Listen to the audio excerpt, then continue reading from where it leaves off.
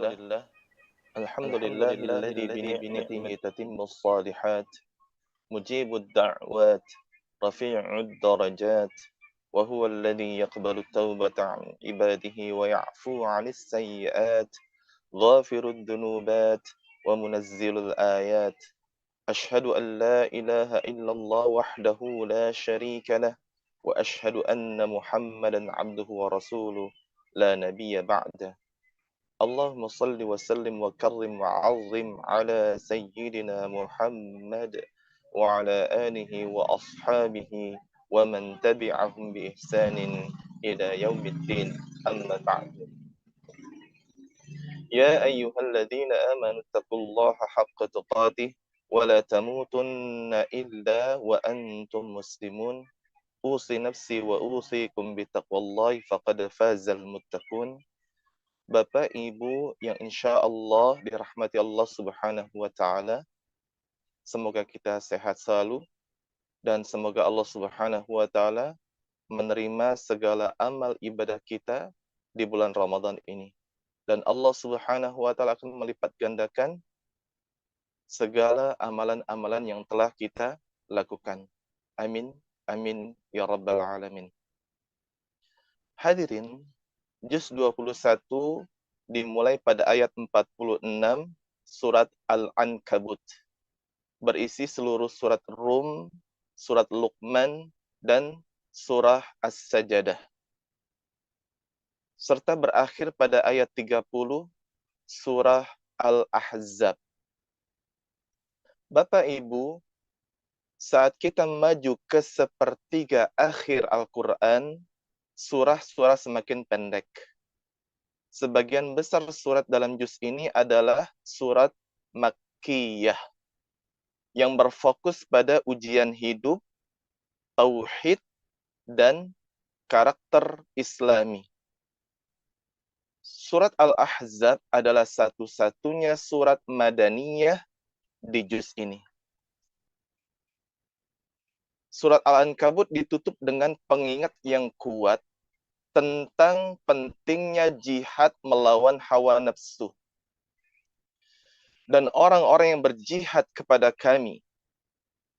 Dan sungguh, pasti kami akan tunjukkan kepada mereka jalan-jalan kami. Dan sungguh Allah beserta orang-orang yang berbuat baik. Kita tidak dapat mengharapkan bimbingan ke jalan yang lurus tanpa perjuangan di sepanjang jalan menuju surga Allah Subhanahu wa Ta'ala. Menuju surga Allah Subhanahu wa Ta'ala memang ditaburi dengan cobaan. Tema yang ada di seluruh surat Ar-Rum ini adalah penyebutan bukti-bukti keberadaan Allah Azza wa Jalla. Allah Subhanahu wa Ta'ala memanggil kita di sepanjang surah ini untuk merenungkan berbagai hal yang kita anggap remeh. Mulai dari alam semesta hingga pernikahan, dari asal-usul manusia hingga keragaman bahasa. Dalam segala hal di sekitar kita, terdapat tanda-tanda keberadaan Allah Subhanahu wa Ta'ala. Terdapat tanda-tanda kebesaran Allah Subhanahu wa Ta'ala. Surat ini juga merupakan salah satu bukti terkuat bahwa Nabi Muhammad sallallahu alaihi wasallam adalah utusan sejati. Surat diturunkan pada saat Kekaisaran Romawi yang berada di ambang kehancuran. Persia mengambil alih kekuasaan. Dan sepertinya hal itu akan menjadi akhir dari Kekaisaran Romawi. Hadirin, ayat-ayat pembukaan surah tersebut meramalkan bahwa dalam beberapa tahun Romawi akan menang. Dan orang-orang beriman juga akan menang. Beberapa tahun kemudian, ramalan tersebut menjadi kenyataan. Romawi mengalahkan Persia dan merebut kembali tanah mereka. Pada tahun yang sama, umat Islam juga menang di Perang Badar. Hadirin yang insya Allah dirahmati oleh Allah Subhanahu wa Ta'ala. Selanjutnya kita melaju ke surat Luqman. Surat Luqman berfokus pada kisah Luqman yang bijaksana dan nasihatnya kepada putranya. Luqman adalah orang bijak yang dikenal oleh bangsa Arab. Dia adalah subjek dari banyaknya anekdot mereka. Luqman sering dibuli, tetapi Allah Subhanahu wa Ta'ala memuliakannya. Bahkan di dalam Al-Quran ada satu surat yang diberi nama dengan namanya. Dalam surat ini Allah mengingatkan orang-orang Arab bahwa Luqman juga seorang monoteis dan nasihatnya kepada putranya yang berjalan lurus dengan risalah Islam. Ayat yang berisi nasihat Luqman kepada putranya harus dipelajari oleh setiap orang tua sebagai contoh yang bagus tentang apa yang harus kita fokuskan ketika mengajarkan Islam kepada anak-anak kita. Luqman mengajari putranya tauhid, kerendahan hati, doa, kesabaran, dan kesederhanaan. Dan sungguh telah kami anugerahkan kebijaksanaan kepada Luqman. Bersyukurlah kepada Allah Subhanahu wa Ta'ala. Barang siapa yang bersyukur, maka sesungguhnya dia bersyukur untuk dirinya sendiri. Dan barang siapa yang kufur, tidak bersyukur, maka sesungguhnya Allah Maha Kaya, lagi Maha Terpuji. Hadirin, dan ingatlah ketika Luqman berkata kepada putranya, ketika ia memberi nasihat kepadanya, wahai putraku, janganlah engkau mempersekutukan sesuatu apapun dengan Allah Subhanahu wa Ta'ala. Sesungguhnya mempersekutukan Allah adalah suatu kezaliman yang amat besar. Dan kami percayakan kepada manusia untuk merawat kedua orang tuanya. Ibunya telah mengandungnya dalam keadaan lemah yang bertambah-tambah, yang begitu lemah, sangat lemah, dan menyapihnya dalam 2 tahun. Maka bersyukurlah kepadaku dan kepada kedua orang tuamu. Hanya kepadakulah kamu kembali. Tetapi jika mereka berusaha agar kamu mempersekutukan aku dengan sesuatu yang tidak kamu ketahui, maka janganlah kamu patuhi mereka. Tetapi temanilah mereka dalam hidup ini, bermuamalah dengan mereka dengan kebaikan, dan ikutilah jalan orang yang kembali kepadaku. Kemudian hanya kepadakulah kamu kembali. Kelak aku akan memberitahukan kepadamu apa yang telah kamu kerjakan. Hadirin, ya insya Allah dirahmati Allah Subhanahu wa Ta'ala. Wahai anakku, sungguh jika ada suatu perbuatan seberat biji sawi di dalam batu atau di langit atau di bumi, Allah Azza wa Jalla akan mengungkapkannya. Sesungguhnya Allah itu maha halus, lagi maha mengetahui.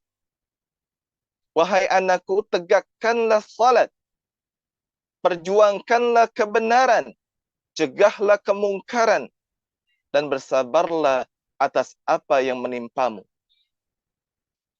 Sesungguhnya yang demikian itu merupakan perkara yang harus diutamakan. Dan janganlah kamu memalingkan wajah dari manusia dengan angkuh. Dan janganlah kamu berjalan dengan sombong di muka bumi ini. Dan Allah Subhanahu wa ta'ala tidak menyukai orang-orang yang sombong dan membanggakan diri. Dan sederhanakanlah langkahmu dan rendahkanlah suaramu. Sesungguhnya suara yang paling buruk adalah suara keledai. Bapak Ibu yang insya Allah dirahmati Allah Subhanahu wa ta'ala. Selanjutnya surat As-Sajadah adalah pengingat kuat lainnya tentang keesaan Allah Azza wa Jalla dan tanda-tanda kekuasaan Allah yang ada di sekitar kita. Sepanjang surah ini, Allah Subhanahu wa ta'ala mengingatkan kita tentang semua bukti kuat dari keberadaannya dan memanggil kita untuk menyembahnya. Surat itu juga memuat peringatan lain bahwa orang-orang beriman akan diuji dan bahwa orang-orang yang menolak kebenaran kelak akan sangat menderita.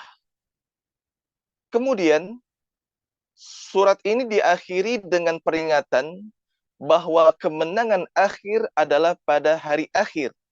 Dan kemenangan itu adalah untuk orang-orang yang beriman. Yang mana orang-orang beriman akan memasuki surga-surga Allah Subhanahu wa ta'ala. Sedangkan orang-orang yang ingkar, orang-orang yang kafir akan memasuki neraka Allah Subhanahu wa ta'ala. Wal'iyadzubillah. Hadirin, dan mereka berkata, kapan kemenangan ini akan terjadi? Jika kamu memang orang benar, katakanlah pada hari kemenangan itu, keimanan orang-orang kafir itu tidak berguna bagi mereka. Dan mereka tidak diberi tangguh. Maka berpalinglah engkau dari mereka dan tunggulah, sungguh mereka juga sedang menunggu. Setelah 3 surat Makkiyah yang pendek dan kuat, surah berikutnya adalah surat Madaniyah yang sedikit lebih panjang, yaitu surat Al-Ahzab. Surat Al-Ahzab diturunkan setelah pertempuran Ahzab dan mencerminkan pelajaran dari pertempuran ini. Hadirin, fokus utama dari surat ini adalah pentingnya mentaati Rasulullah sallallahu alaihi wasallam.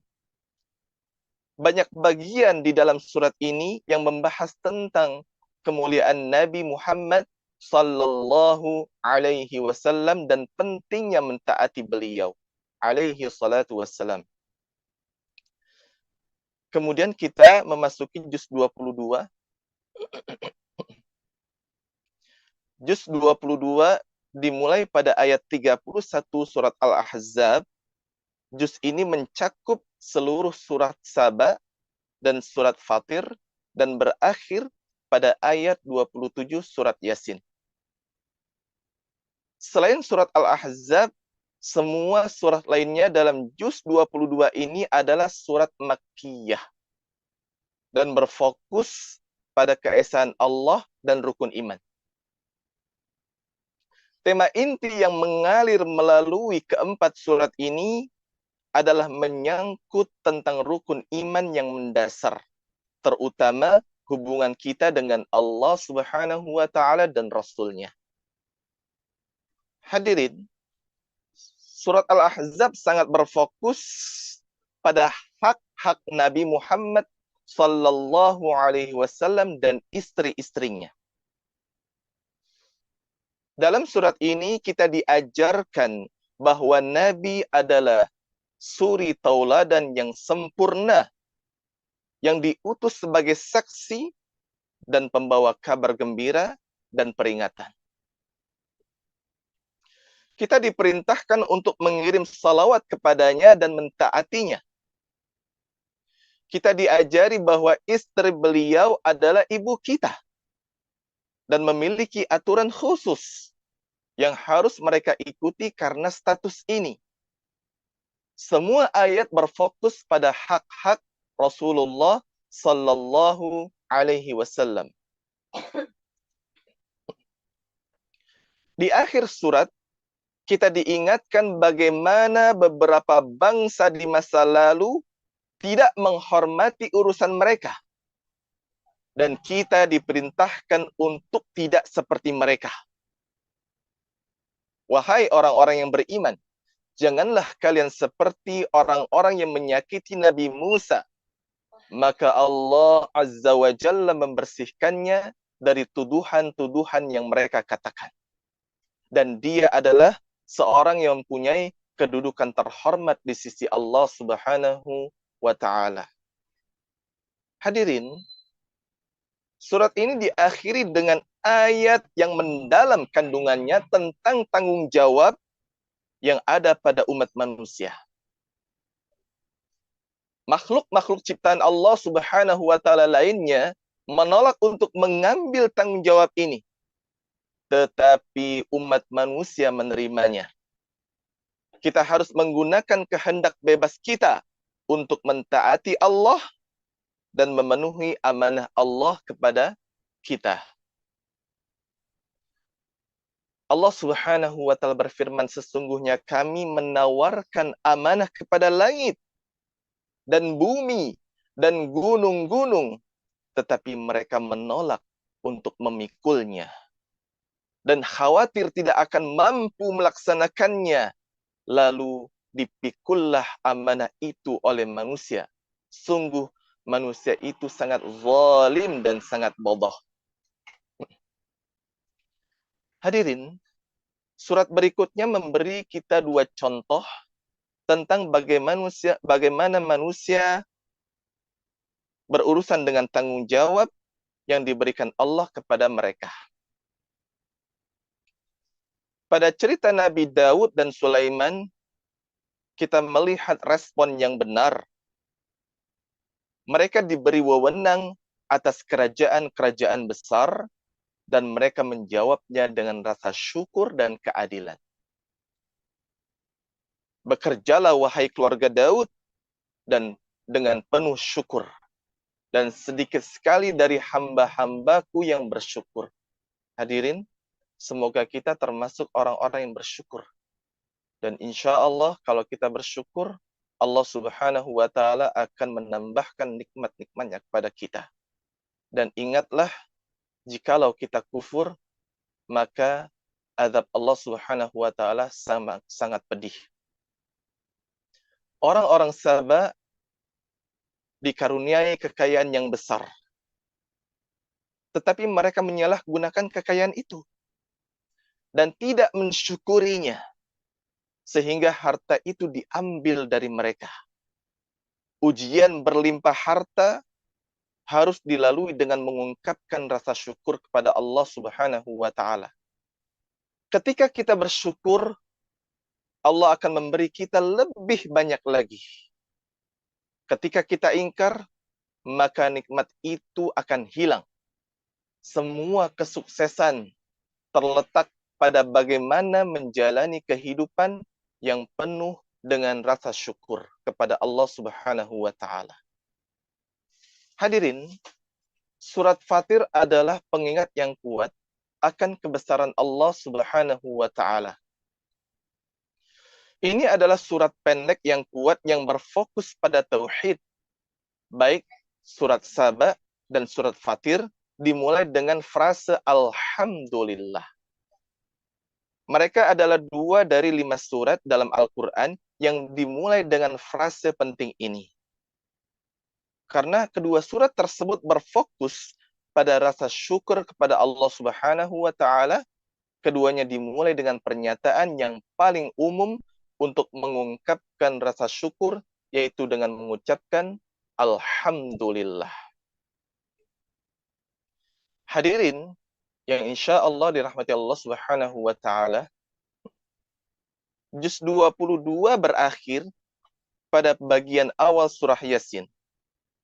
Surah Yasin adalah surat yang dekat di hati setiap muslim dan sering dibaca di rumah kita.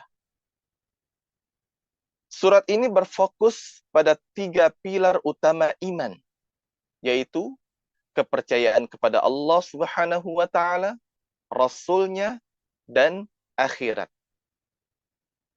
Surat ini dimulai dengan cerita tentang suatu kaum yang menolak rasul-rasulnya dan akibat dari penolakan tersebut. Ini adalah peringatan yang tegas bagi kita untuk mentaati Rasul. Kemudian diikuti oleh bagian-bagian yang indah tentang tanda-tanda kebesaran Allah Subhanahu wa Ta'ala dan diakhiri dengan pengingat hari akhir. Keyakinan utama dalam Islam semuanya dapat diambil dari surat ini. Sangatlah penting untuk memahami ayat-ayat ini. Hadirin, juz 22 berakhir di tengah kisah 3 rasul. Orang-orang di kota itu menolak ketiga utusan tersebut. Dan hanya 1 orang yang percaya pada mereka. Orang ini memanggil kaumnya menuju kebenaran dan akhirnya malah dibunuh karenanya. Bahkan setelah kematiannya dan setelah dia merasakan surga, dia tetap prihatin dengan umatnya dan berharap bisa mendapatkan pelajaran dari apa yang dia alami sehingga mereka akan percaya. Inilah hati orang beriman yang sejati. Dia selalu ingin memberikan bimbingan kepada orang lain dan hanya menginginkan kebaikan bagi mereka. Dikatakan kepadanya, masuklah ke surga Allah Subhanahu wa Ta'ala. Dia berkata, andai saja kaumku tahu betapa Tuhanku telah mengampuniku dan menjadikan aku termasuk salah seorang yang dimuliakan. Dan setelah dia meninggal, kami tidak menurunkan bala tentara dari langit kepada kaumnya, dan kami memang tidak perlu melakukannya. Hanya butuh 1 teriakan saja, dan seketika itu mereka mati bergelimpangan. Hadirin, semoga ada manfaatnya. Maaf jika ada kesalahan. Assalamualaikum warahmatullahi wabarakatuh. Terima kasih Ustadz Nanas Pena. Alhamdulillah penjelasannya sangat jelas. Ini ada pertanyaan dari jamaah di kolom chat. iPad 4 ya, ini kalau nggak salah Ibu Dian Hawadi. Assalamualaikum warahmatullahi wabarakatuh. Saya mau menanyakan, kalau ada tanda sajadah, apakah boleh kita terus baca tanpa bertasbih atau bersujud? Terima kasih Ustadz. Baik. Terima kasih Dian atas pertanyaannya. Hadirin yang insya Allah dirahmati Allah Subhanahu wa Ta'ala, kalau ada tanda sujud tilawah atau sujud sajadah, apakah kita boleh melanjutkannya? Hadirin, sebaiknya yang lebih afdol adalah kita sujud. Yang lebih afdol adalah kita sujud. Ketika kita membaca, kemudian ada orang yang mendengarkan bacaan kita bersujud, dan orang yang mendengarkan juga bersujud. Karena ini bentuk rasa syukur kepada Allah Subhanahu wa Ta'ala. Bentuk kepatuhan dan ketaatan kepada Allah Subhanahu wa Ta'ala. Tetapi kalau misalkan ada uzur syar'i yang tidak memungkinkan untuk bersujud, maka tidak mengapa, karena ada alasan uzur syar'i. Demikian Ibu, semoga bisa menjawabnya. Mungkin ada yang lain, Bapak Ibu silakan, Ibu Fitri, Ibu Eti Nuai, silakan Ibu Nuning, Ibu Tati. Ayo silakan. Insya Allah sudah paham ya Bu ya, karena surat Yasin kan? Karena ustadznya pakarnya, udah sedang kuliah S3 ya di Perguruan Tinggi Ilmu Al-Quran. Ayo teman-teman, siapa yang mau tanya? Ustadz, sebelum ada yang tanya mungkin saya ini ya, jangan Baik, bosen baik, ya baik. teman-teman. Di sini di juz 22 kan ada surat Yasin ya. Surat Yasin tuh sangat terkenal sekali kita semua umat Islam. Kalau ada yang kemalangan pasti membaca surat Yasin. Kalau ada yang apa, pokoknya ada niat atau hajat apa, Ustadz selalu kan baca surat Yasin. Sebenarnya apa manfaat dari surat Yasin tersebut, Ustadz? Terima kasih. Masya Allah, Ibu. Saya yakin ibu-ibu sudah paham ya, Bu ya. Kenapa dinamakan surat Yasin? Ya, baik. Hadirin yang insya Allah dirahmati Allah Subhanahu wa Ta'ala, surat Yasin dekat di hati orang Islam. Karena setiap malam Jumat itu selalu dibaca. Ya. Kenapa sih surat Yasin itu sangat-sangat dekat dengan umat Islam, hadirin? Karena kandungan surat Yasin berisi tanda kekuasaan Allah Subhanahu wa Ta'ala. Ya. Yang pertama menceritakan perjuangan pendakwa dan para syuhada. Masya Allah. Kemudian yang kedua mengungkap tanda-tanda kebesaran Allah Subhanahu wa Ta'ala. Semua ada di dalam surat ini. Kemudian yang ketiga mengingat kematian. Bahwasannya pasti setiap manusia akan mati. Setiap manusia itu akan kembali kepada Allah Subhanahu wa Ta'ala dan akan mempertanggungjawabkan segala amalan-amalan yang telah dilakukan ketika di dunia. Ya. Perjalanan kita sungguh amat sangat panjang, Bapak Ibu. Panjang sekali. Kematian seorang muslim itu bukan akhir dari segalanya, tetapi itu adalah awal mula kita merajut perjalanan kita yang panjang melintang di depan kita, di hadapan kita. Maka dari itu, kalau kita selalu mentaati Allah Subhanahu wa Ta'ala, tunduk patuh kepada Allah Subhanahu wa Ta'ala dan menjalankan segala apa yang disyariatkan oleh Nabi Muhammad sallallahu alaihi wasallam, insya Allah Bapak Ibu, kita akan merasa aman dan kita tidak akan pernah bersedih. La tahzan, tidak akan pernah bersedih. Karena Allah Subhanahu wa Ta'ala akan menjamin kita. Ya. Karena setiap umatnya Nabi Muhammad sallallahu alaihi wasallam akan memasuki surga Allah Subhanahu wa Ta'ala. Illa man aba, kata Nabi Muhammad sallallahu alaihi wasallam, kecuali orang-orang yang enggan masuk surga Allah Subhanahu wa Ta'ala. Hadirin, kok bisa ada orang yang enggan masuk surga Allah Subhanahu wa Ta'ala? Kemudian para sahabat Nabi bertanya kepada Rasulullah sallallahu alaihi wasallam, "Ya Rasulullah, wa may ya'ba?" Siapa yang enggan untuk masuk surga? Kata Nabi Muhammad sallallahu alaihi wasallam, "Man ata'ani dakhalal jannah." Barang siapa yang mentaati Nabi Muhammad sallallahu alaihi wasallam akan memasuki surga Allah Subhanahu wa Ta'ala. Dan barang siapa yang mendurhakai Rasulullah sallallahu alaihi wasallam, yang tidak taat kepadaku, wa man asani faqad aba. Barang siapa yang tidak taat kepadaku, maka dialah orang yang enggan untuk masuk surga Allah Subhanahu wa Ta'ala. Seperti itu, Bapak Ibu, semoga bisa menjawabnya. Ya Ustadz, tadi ada tambahan ini di kolom chat dari Ibu Indira Rahmawati Sofyan.